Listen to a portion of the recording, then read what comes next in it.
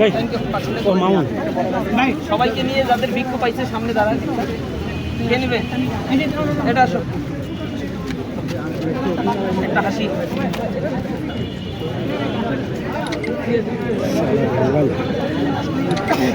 হাসি দিছ? Thank you.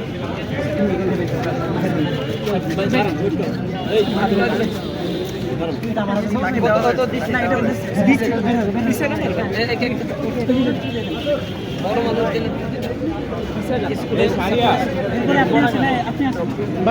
হাসি দাও। এদিকে এদিকে